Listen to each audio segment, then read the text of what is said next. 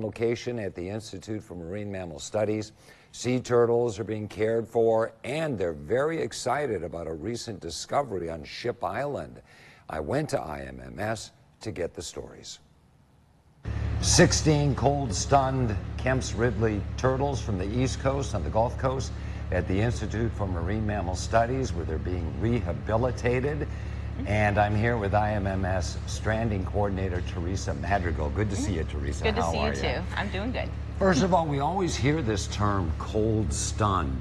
Exactly what does that mean, and what kind of health problems does that present to the turtles? So cold stunning means these sea turtles, if they haven't migrated south before their first big winter storm, their body temperature will drop with the water temperature. And then they end up getting, their metabolism slows down, they get pneumonias, different infections, and they kind of float and drift on the water and drift in. So in terms of the rehabilitative process, what are you doing to them here to get them back in good health?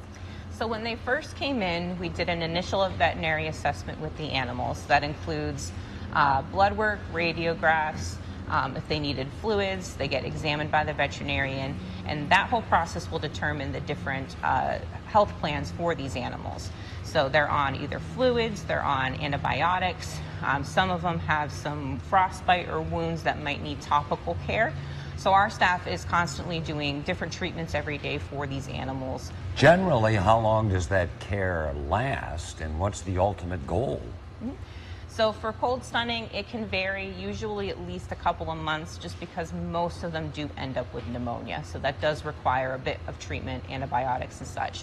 So anywhere from a couple months. Some of them may have some severe injuries. We do have one turtle that came in this year that has fractures in his flipper.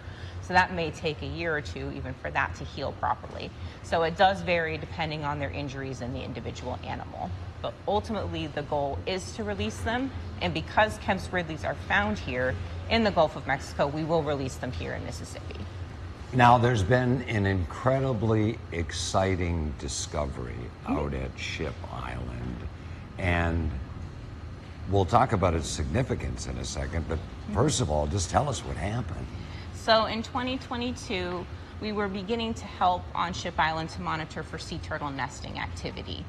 Ironically, the day before we were going to start, one of the park rangers at the National Park Service photographed a Kemp's Ridley sea turtle that was up on the beach nesting. So this is a very rare occurrence in the northern Gulf. Typically, Kemp's Ridleys only nest in South Texas and Mexico. So anywhere else you find them nesting is a huge discovery. So this is the first time we've had documentation in Mississippi of this happening. So do you suspect that Ship Island, our own barrier island here in Mississippi, is going to play a key role in kind of bringing these Kemp's Ridley sea turtles back, so to speak? Yes, so in order for them to have different nesting areas, different nesting ranges, it's very encouraging to see them using the Mississippi barrier islands as nesting habitat. There's also been discoveries out on the Chandeleur Islands, so we're seeing some shift potentially in these animals moving north. So more space for them to nest is always more encouraging for their ultimate survival.